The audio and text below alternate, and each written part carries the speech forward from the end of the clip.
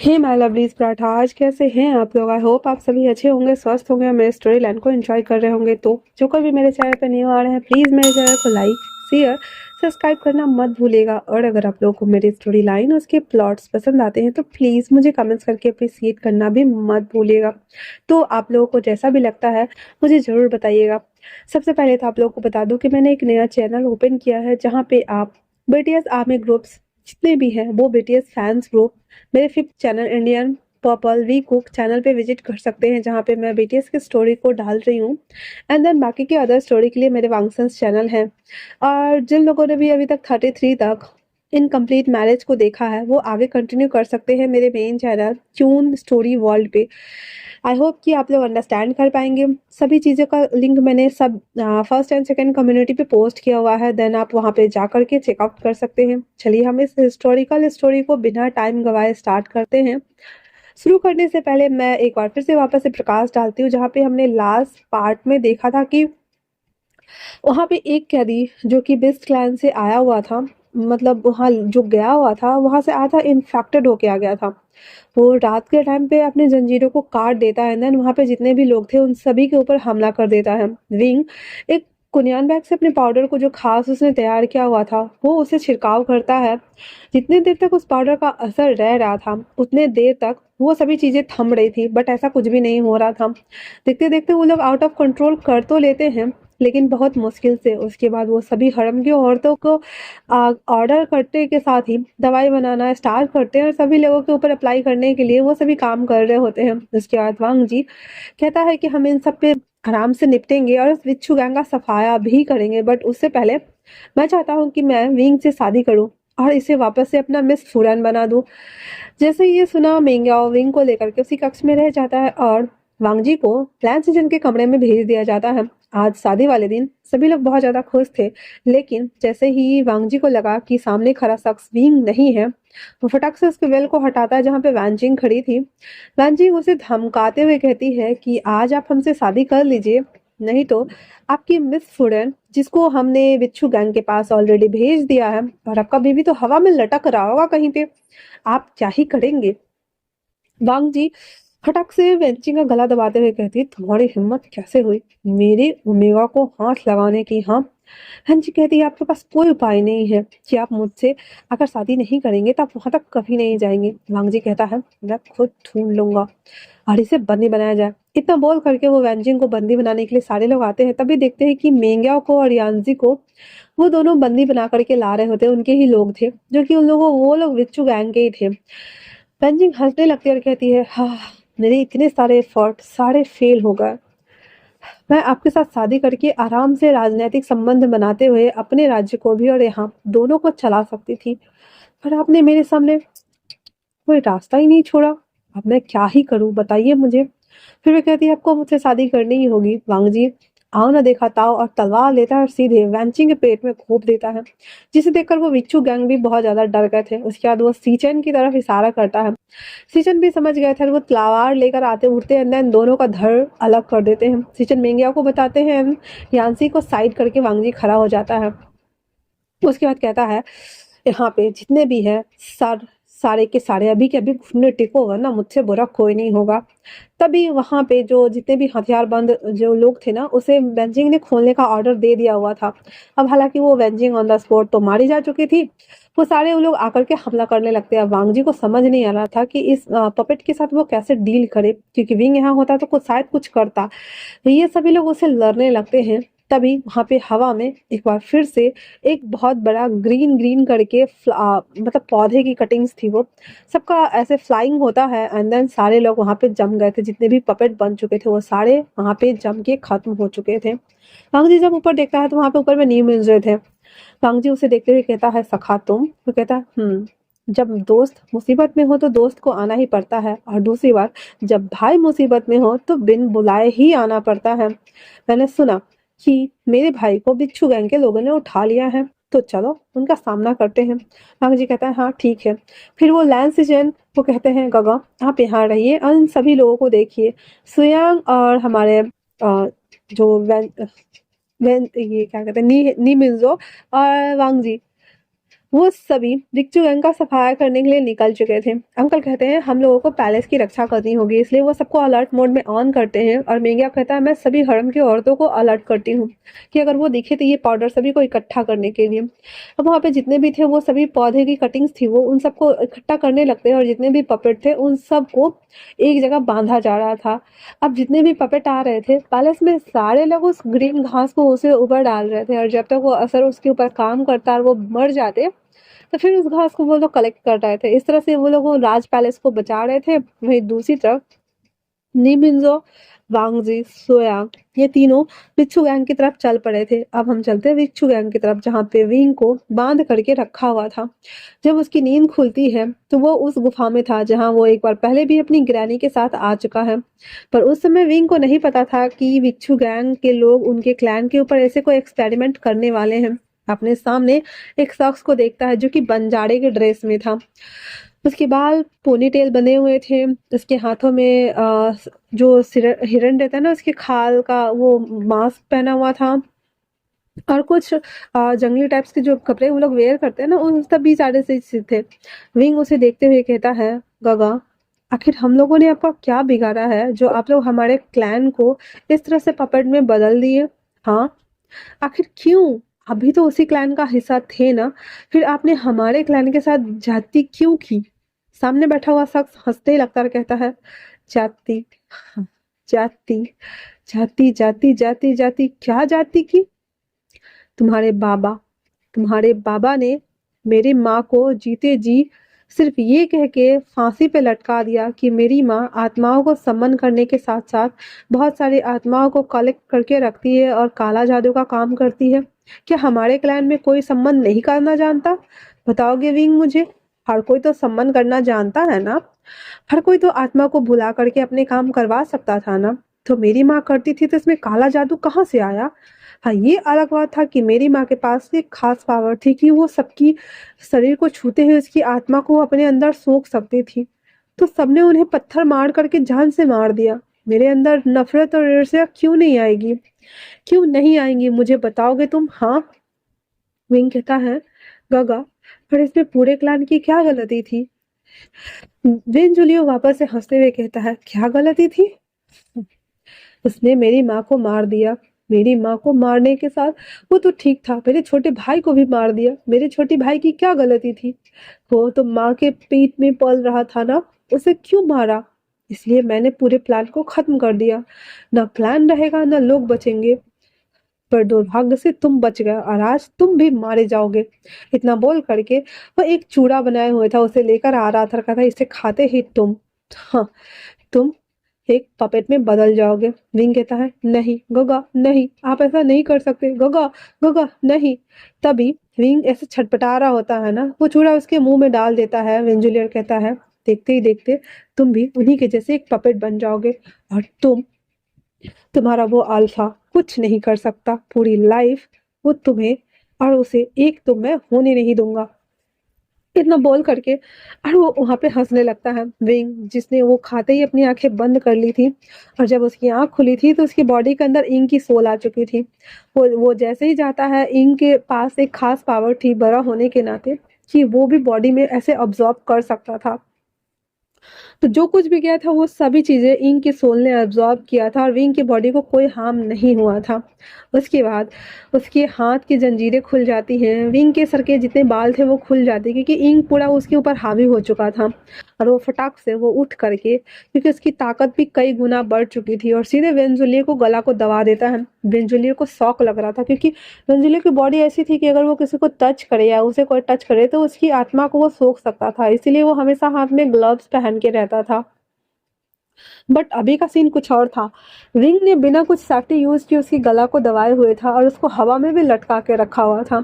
वो अपनी गर्दन को छुड़ाने के लिए उसके हाथ पे लगातार मार रहा था लेकिन विंग की पावर बहुत ज्यादा थी क्योंकि उसकी बॉडी में इंक की सोल जो थी उसे वो उठाकर फेंक देता है एक तालाब में जहाँ पे वो बाहर आता है और वापस उन दोनों के बीच फाइट होने लगती है। जब वो फाइट हो ही रहा था कि बच्चे के रोने की वॉइस सुनता है तो वेंजुलिया कहता है हाँ तुम्हारा बच्चा, मैं तो भूल ही गया था। अब तो तुम्हारे बच्चे को मैं मार ही डालता। और इतना बोलकर उस बच्चे को जैसे ही छूने जाता है वापस से विंग वहां आ जाता है और उसको मार के बाहर फेंक देता है। वो कहता है मेरे बच्चे से दूर रहना, मेरे बच्चे से दूर रहना, वरना मुझसे बुरा कोई नहीं होगा। और विंग और इंग दोनों एक साथ ही बोल रहे थे। अब अंजलि को समझ नहीं आ रहा था कि क्या हो रहा है। विंग वापस से बहुत जोर से चीखता है, जिससे उसके अंदर के जितने भी स्पिरिट थे वो सारे बाहर आ गए थे, और एक एक करके वहां पे जितने भी बिच्छू क्लैन के लोगों थे ना, उन सब पे हमला करना स्टार्ट कर दिया हुआ था। विंग उन सबको मार के बराबर कर देता है, एंड देन लास्ट में विन जूलिया के सोल को अपने अंदर एब्जॉर्ब कर लेता है। मतलब इंग जो उस था ना, वो उसके सोल को खा जाता है। उसके बाद विंग वहां पे सीधे धड़ाम से बेहोश हो जाता है, और उसकी इंग की जो सोल थी वो वापस से जहां से आई थी वहां गायब हो जाती है, क्योंकि विंग ही हमेशा इंग को सोल को समन कर सकता था। जैसे ही वहां पे निमिन्जो, सुयांग और हमारा वांगजी पहुंचता था, देखता है कि बेबी ऊपर हवा में ना कपड़े में बांध करके उसको लटका रखा हुआ है। यहाँ पे सारे लोग मरे पड़े हैं, मतलब अजीब तरीके से, किसी के नाक से खून, किसी से मुंह से खून, किसी का सर फटा, कोई पानी में गिरा हुआ, मतलब अजीब अजीब तरीके से सारे मरे पड़े थे। एक तरफ विंजुलियो का लाश था, दूसरी तरफ विंग था। वो लोग जल्दी जल्दी से विंग को लेते हैं, बेबी को उतारते हैं, देन क्लान वापस आते हैं। तब तक वहां पे भी उन लोगों ने सारा कमाल करके रखा हुआ था, मतलब सारे पुतलों का ढेर बना दिया था उन लोगों ने उसी घास की मदद से। जब वेंजुली को डेड बॉडी को लाया जाता है, तो उन सभी डेड बॉडी को फिर से एक बार जला करके और उसे दफनाने का ऑर्डर दे देता है। उसके बाद वांग जी सीधे उस पैलेस में आता है, इंपेरियल पैलेस में, और कहता है कि शादी अभी की अभी होगी मेरे और विंग के साथ में। फिर वो विंग को गोद में लेता है, क्योंकि उसने वो रेड कलर का ड्रेस वेयर किया ही हुआ था। और हमारे बाबा को, छोटे बाबा को हमारा लैंस चैन और मेंगा दोनों संभाल के रखे हुए थे। फिर उसे जैसे जैसे वो बोला जाता है, सारा रिचुअल वांगजी अकेले परफॉर्म करता है, उसके साथ भी और अपने साथ का भी। और परफॉर्म करने के बाद फाइनली वो दोनों चाय, मतलब अपने हिस्से का और विंग के हिस्से का भी पी करके, और इस शादी को फाइनली खत्म करते हुए सीधे अनाउंस करता है कि आज से miss food and miss wing होंगी। इतना बोल करके सारे लोग जश्न मनाना शुरू कर देते हैं। उसके बाद वांग जी विंग को लेकर के अपने कमरे में आता है, जहाँ पे जिया बाबा को चेक करती है।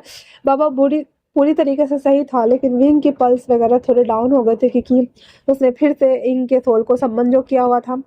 अब हीलर लोग को तो समझ नहीं आ रहा था कि ये बार बार इतने कमजोर क्यों हो जाते हैं, इनकी बॉडी इतनी बेक क्यों है, एक ओमेगा होने के नाते ऐसा क्यों हो रहा है, उन्हें कुछ समझ नहीं आ रहा था। अब कैसे पता करे भाई वो लोग कि सोल सम्मन करने पे कितनी एनर्जी जाती है। तो उन लोगों को जो समझ में आया था, वो विंग को दवाई दे देते हैं, देन चले जाते हैं। रात के टाइम पे जब विंग को नींद खुलती है, तो वो अपने बगल में बाबा को देखता है, तो वो राहत की सांस लेता है, क्योंकि उसे पता है कि ये कक्ष इसके हस्बैंड, उसके अल्फा का है। वो बाबा को गोद में लेकर गाना गाने लगता है। सारे क्लैन के लोग आराम से उसके सॉन्ग से सो गए थे।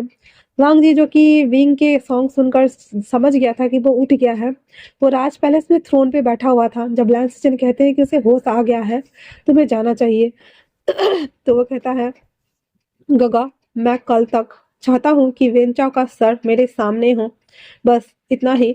सुयांग कहता है, निश्चिंत रहिए किंग, क्योंकि उसका सर कल तक आपके सामने होगा, और अगर नहीं हुआ तो मैं नहीं लौटूंगा।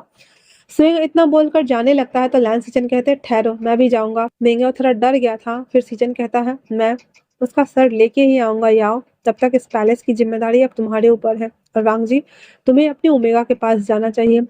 इतना बोलकर लैंस सीजन और हमारा सुयांग वेंचाओ से लड़ने के लिए कुछ सेना को, लगभग 5,000 सैनिक को लेकर के उसके क्लैन की ओर प्रस्थान कर जाता है। सभी को टेंशन हो रहा था, लेकिन फिर भी हमारा वांग जी विंग के पास आता है, और जब देखता है कि विंग बाबा को लेकर के गाना गा रहा है और उसे सुला रहा है, तो कहता है, अच्छा वो सो गया। विंग की बात सुनकर के, सॉरी, वांग जी की बात सुनकर विंग कहता है, वो सो गया और मैं आपका वेट कर रहा था, क्या आप मेरे साथ वो सब चीज नहीं करेंगे? विंग की टोन बदली हुई थी। वांग जी कहता है, इंग। विंग हंसने लगता है, कहता है, कमाल है, आप मुझे हमेशा पहचान जाते हैं, क्या आप मुझे अपने सामने देखकर खुश नहीं हुए? भंग जी कहता है, तुमने विंग की बॉडी को पॉजेस्ट किया है? विंग कहता है, नहीं, उसने खुद मुझे सम्मान किया है, क्योंकि वो चाहता है कि आप उसे और मुझे दोनों को प्यार करें। भंग जी कहता है, पर मैं उससे प्यार करता हूँ, वो मेरा ओमेगा है। विंग कहता है, हम दोनों ही आपके हस्बैंड हैं और हम दोनों ही फूडन हैं। क्या आपको नहीं लगता कि आपको मुझे अपनाना चाहिए? मैं आपसे नाराज और दूर सिर्फ और सिर्फ इसलिए होता गया क्योंकि आपने मुझ पर कभी ध्यान नहीं दिया, मुझे कभी देखा भी नहीं। एक बार मैंने आपसे क्या कह दिया कि मैं आपसे प्यार नहीं करता, मुझे आपके साथ नहीं रहना, आपने दोबारा कोशिश तक नहीं की मेरे पास आने की, मुझसे पूछने की और वजह जानने की। क्या आप नहीं जानना चाहते थे क्योंकि मुझे पता था कि मेरे अंदर जो शक्तियाँ हैं, अगर मैं आपके पास आया तो आपकी पावर को मैं अब्ज़ॉर्ब कर लूँगा। मेरे अंदर ऐसी पावर्स थी कि अगर मैं किसी चीज़ को छूता तो उसकी पावर मेरे अंदर आ जाती। इसीलिए मैंने अपने आप को आपसे और बाकियों से दूर रखा और मैं हमेशा लाठी का यूज़ करता था। तो लोगों को लगता था कि शायद मैं अत्याचार करता हूँ। हो भी सकता है, कभी-कभी रियलिटी में आकर मैंने कितने लोगों को मार भी तो दिया है ना। पर सच कहूँ अल्फा, तो मैं आपसे बहुत प्यार करता हूँ। हाँ, मैं विंग की बॉडी को हार्म नहीं करूँगा, पर मैं आपका प्यार चाहता हूँ। क्या आप मुझे प्यार नहीं देंगे? और इतना बोलने के साथ ही विंग की बॉडी गेस्चर बदल जाती है। अब विंग की एक आँखें ग्रीन हो चुकी थी और एक आँखें लाल हो चुकी थी और विंग डुअल आवाज़ में बोलता है, अल्फा, हम दोनों आपसे प्यार करना चाहते हैं। क्या आप हमें नहीं अपनाएँगे? हाँ। हंगजी विंग को ऐसे देखकर शॉक और कहता है, विंग? हिंग? कहता, हाँ, हम दोनों हैं। क्या आप हमें नहीं अपनाएँगे? प्लीज बता दीजिए हमें। उसकी बात सुनकर वांगजी तो बहुत शौक था और वो कहता है, पर ये कैसे पॉसिबल है? विंग सीधे आकर के वांगजी के गले लग जाता है और कहता है, ये पॉसिबल है, सब कुछ पॉसिबल है। आपको क्यों लगता है कि यह पॉसिबल नहीं है? उस पे, मेरे जिस्म पे आपका हक है तो उसकी सोल पे भी तो आपका हक है ना। और इतना बोल करके विंग खुद, इंग और विंग दोनों के जो सोल थे वो आपस में मर्ज हो चुके थे और वांगजी के लिप्स को वो कैप्चर कर लेता है। पहले तो वांगजी डिनाई कर रहा था, पर फिर बाद में वो अपनी आंखों को बंद करके और विंग को किस करने लगता है। फिर देखते देखते वो बेड पर लेके आ जाता है। वांगजी धीरे धीरे उसके साथ वो सब करने लगता है तो बाबा थोड़ा हिलने लगता है। तो विंग कहता है, आराम से, मैं नहीं चाहता कि मेरा बेटा ये सभी चीजें करते हुए देखे। और वो हंसने लगता है। वांगजी फिर इसके हेयर बैंड रिबन को खोल करके, अपने हेयर बैंड रिबन को खोल कर इसके हाथों को बांधते हुए कहता है, तो फिर तुम मेरे ऊपर मर्सी करने के लिए मिन्नतें मत करना। और इतना बोलकर वो दोनों एक दूसरे के साथ इंटीमेट होने लगते हैं। आज वापस से 3 सोल एक साथ मिल रहे थे। इंग जो कि कब से वांगजी के प्यार के लिए तड़प रहा था, आज उसकी सोल की भी तृप्ति हो गई थी। और फाइनली विंग और इंग दोनों की सोल एक साथ इमर्ज हो चुकी थी और वांगजी और विंग दोनों फाइनली फिर से एक हो चुके थे। जब वो अपने लास्ट राउंड पर थे, वांगजी कहता है, मुझे डर लग रहा है, अगर कल गगा और सुयांग नहीं आए तो। विंग कहता है, टेंशन मत लीजिए, वो जरूर आएंगे। फिर विंग अपने मन में इंग को ऑर्डर देता है कि तुम जाओ और गगा को बॉडी को पॉजेस्ट करना और उनके साथ वो सभी चीजों को खत्म करो। इंग उसकी ऑर्डर को फॉलो करता हुआ उसके बॉडी से निकल के चला जाता है और वो जहाँ सीजन का कैंप लगा था वहां पे जाकर के सीजन को बॉडी को पॉजेस्ट करता है। सीजन अपने आप से उठकर और सुयांग को ऑर्डर देते हुए कहता है, हमें रुकना नहीं है, हमें अभी रात में ही हमला करना है, इसलिए चलो। अगर हम अभी चले तो 3 बजे तक हम वहां पहुंच जाएंगे और अचानक से हमला करने पे वो लोग सतर्क भी नहीं होंगे और हम ये आसानी से कर सकते हैं। स्वयं को समझ नहीं आ रहा था कि अचानक से जो लैंस सीजन है वो इस तरह से बहकी बहकी बातें क्यों कर रहे हैं, बट फिर भी उसको ऑर्डर को डिनाई नहीं कर सकते थे, इसलिए वो लोग निकल पड़ते हैं। देखते देखते वो लोग वहां पहुंच गए थे और उन लोगों ने हमला भी कर दिया था। वहां के सैनिकों को उन लोगों ने संभलने का बिल्कुल भी मौका नहीं दिया था और देखते देखते वहां पे नरसंहार बिछ गया था। विंचाओ जो कि अपने पैलेस में सो रहा था, जब वो हाहाकार सुनता है अपने तलवार लेकर बाहर आता, लेकिन वहां पे सुयांग एक तरफ खड़ा था। जब वो उसे लड़ने के लिए आता है तो दूसरी तरफ से लैंस चैन सीटी बजाते हुए आता, जो कि इंग सीटी बजा रहा था और सीधा उसके धड़ को अलग कर देता है। उसके बाद उसके डेड बॉडी को वहीं छोड़ करके उसके धड़ को एक थाल में सजाने के लिए बोलता है। सुयांग भी वैसे ही करता है। देन वहां से वो लोग रवानगी होते हैं। दोपहर आते आते घूसू बीत गया था। जब सबको पता चलता है कि सीजन गंगा और सुयंग लौट आए हैं, सारे लोग घूसू गेट पर आए हुए थे। सीचन सीधे उस थाल को अपने सामने प्रस्तुत करते हुए कहता है, वांगजी, ये रहा तुम्हारे शादी का तोहफा। सुयंग उस कपड़े को हटाता है जहाँ पे विंचाओ का सर था। सभी लोगों को तो उल्टियां आ रही थी, लेकिन हाँ, वांगजी को बहुत खुशी मिल रही थी कि फाइनली उसके दोनों दुश्मन हिंजुलियो और इसका खात्मा हो चुका था। और कहीं ना कहीं विंग को और इंग को बहुत खुशी हो रही थी, क्योंकि इन दोनों के वजह से ही उनके पूरे क्लैन का ये हाल हुआ था और वो दोनों की ये माता पिता पूरे क्लैन को लोगों को जान गंवानी पड़ी थी। विंग बहुत ज्यादा हंसता है पागलों की तरह, जो कि विंग नहीं, इंग हंस रहा था।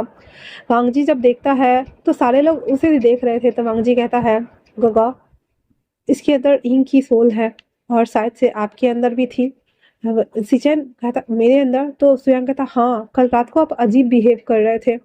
फिर वांग जी बताता है सबको कि इंग की सोल विंग ने अपने अंदर समन की हुई है, तो घबराने की कोई बात नहीं है। फिर विंग अचानक से रोने लगता है तो वांग जी उसे गले लगा लेता है और कहता है इंग शांत हो जाओ। इंग रोते हुए कहता है अल्फा, क्या मैं आपको अल्फा बुला सकती हूँ? वांग जी कहता है हाँ, तुम मुझे बुला सकते हो, जो मन करे वो बुला लो। तो कहता है मुझे बहुत खुशी है कि फाइनली आपने मुझे भी अपना लिया और आज मैं किसी काम तो आया। मैं अपने माता पिता के कातलों का बदला ले पाया और अपने भाई और आपके साथ मैं बहुत खुश हूँ। क्या मैं पूरी लाइफ आपके साथ रहूं? हाँ, बताइए मुझे। तो वांग जी कह देता है हाँ कि तुम रह सकते हो, मुझे कोई दिक्कत नहीं है। और इतना बोल करके वो उसे गले लगा लेता और कहता है तो शादी का तोहफा तुम्हें कैसा लगा इंग? इंग कहता है मुझे बहुत अच्छा लगा। इतना बोलकर वांग जी विंग के माथे पे किस करता है, लेकिन वो इंग को करता है जिससे कि उसकी रेड आईज चमक रही थी और कहता है हाँ, तो मेरी वाइफ इंग अब खुश है? तो इंग कहता है हाँ मैं खुश हूँ। तभी विंग कहता है पर मैं नहीं हूँ, आपने मुझे किस क्यों नहीं किया? वांग जी दोबारा से किस करते हुए कहता है अब क्या मेरी वाइफ विंग खुश है? तो विंग मुस्कुराने लगता है, कहता है हाँ मैं खुश हूँ। और इसी के साथ ये छोटा सा फैन फिक्शन का सफर जो अभी तक हम तय करते आए थे, my cold heart little wife इंग का समाप्त होता है और ये लास्ट पार्ट होने वाला है। तो आप लोगों को कैसा लगा ये लास्ट पार्ट? मुझे कमेंट्स करके जरूर बताइएगा। फिर से हम मिलेंगे एक नई जर्नी में, एक नई जर्नी की शुरुआत करेंगे जो कि नई कहानी के साथ हम शुरू करने वाले होंगे। जैसा भी लगे आप लोग मुझे कमेंट्स करके जरूर बताना कि ये स्टोरी आप लोगों को कैसी लगी। तो तब तक के लिए थैंक्स फॉर वॉचिंग और मिलते हैं एक नई स्टोरी में। Bye bye.